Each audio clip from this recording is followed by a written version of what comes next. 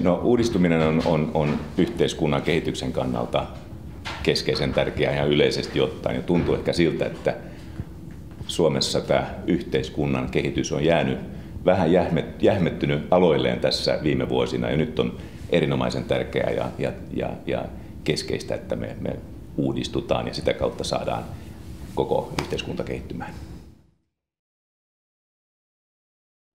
No joo, tässähän me Voittaja Raadin kanssa mietittiin sillä tavalla, että ei välttämättä nosteta pelkästään niin kuin yksilöä, vaan myöskin laajemmin ehkä ilmiötä tai ilmiöitä ja yksilöitä, jotka ovat ajaneet vahvasti ilmiöitä ja jotka ovat sillä tavalla pystyneet ei pelkästään uudistamaan jotain omaa juttuaan, vaan semmoista, jolla on suurempi vaikutus yhteiskuntaan.